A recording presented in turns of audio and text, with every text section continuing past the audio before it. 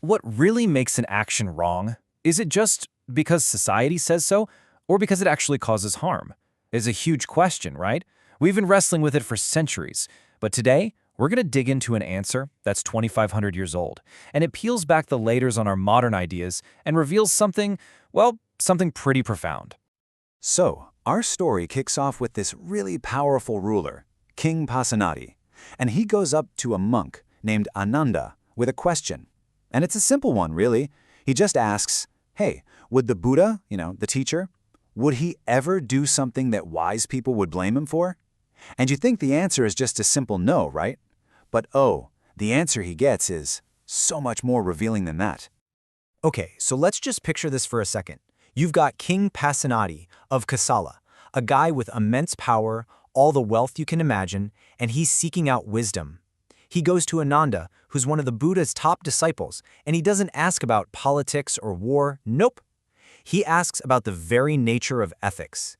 He genuinely wants to understand what a moral life is all about.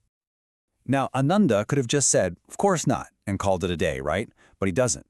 He sees this as a real teaching moment, and instead of a simple answer, he takes the king on this incredible intellectual journey. It's like a step-by-step breakdown of what that word blameworthy actually means. He shows him that the answer is hiding right there, inside the words themselves. So to really follow Ānanda's logic here, we're going to put on our translator hats.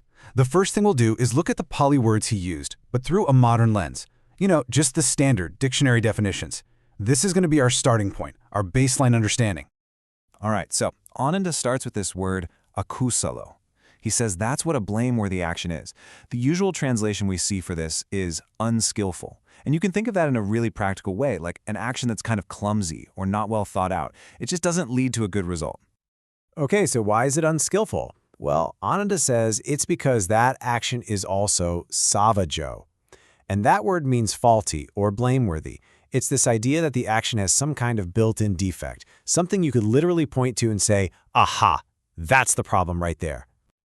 And what makes it faulty? It's because it's sabiyabajo. This translates to oppressive or afflictive. Basically, this is the end result. The action causes harm or distress or suffering. So you see the chain, right? It's harmful, which makes it faulty, and that makes it unskillful. It's a nice, neat, logical package. And look, all of that is totally correct. But here's where we take a turn. Is that dictionary definition really the whole story? I mean, when you work with ancient languages, you start to realize that words have a texture, a certain feeling that can get lost over thousands of years. So the real question is, what did these words feel like to the people who actually heard them 2,500 years ago? Okay, so now we're going deeper. We're going to use this ancient method of analysis called Niruti. And what it's all about is getting to the absolute root meaning of a word. Think of it less like translation and more like archaeology. We're digging down to find the original concept that the word was built on. So what we're going to do is put these two approaches right next to each other. On one side, we've got that modern dictionary meaning we just talked about, and on the other, we'll have the deeper, almost gut-level meaning that we get when we look at the word's ancient roots. And trust me, this is where things get really interesting. So let's go back to that first word, akusalo. Remember we said it means unskillful, but if you break it down to its roots, you get a, which is just a prefix for not, and kusala, which in this ancient context really means healthy or sound. So a blameworthy action isn't just clumsy, it's fundamentally not healthy. And not healthy doesn't just mean you're bad at something. Imagine trying to build a beautiful house, but you're building it on a foundation made of sand. That's the idea here.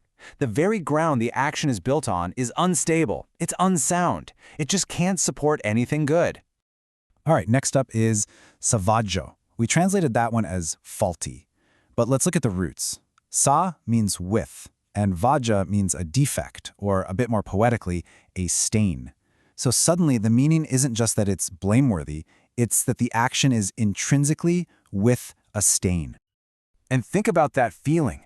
This isn't about some little mistake you can just fix or erase. No, it's more like a single drop of dark ink falling onto a pure white piece of paper. It just corrupts the very nature of the thing. The action itself carries this built-in impurity, like a stain on your mind. And finally, we have sabyabajo, the word we called oppressive. So let's break it down one last time. Sa, again, means with. And Byapada refers to pressure or bondage, like being tied down. So this action isn't just vaguely harmful, it's an action that comes with pressure or with bondage. And this creates such a powerful image, doesn't it? An action that comes with pressure isn't some outside force pushing down on you. It's more like a knot that you tied yourself.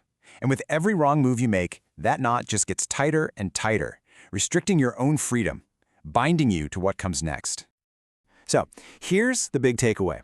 When you put all those root meanings together, a wrong action is one that is fundamentally unhealthy, inherently stained, and creates this internal pressure. It's a way more personal, more psychological definition, right? So, what happens when you do something like that? Let's see what the text says is the inevitable result.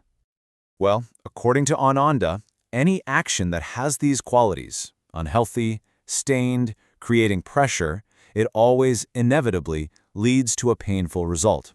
And we're not talking about some abstract pain here.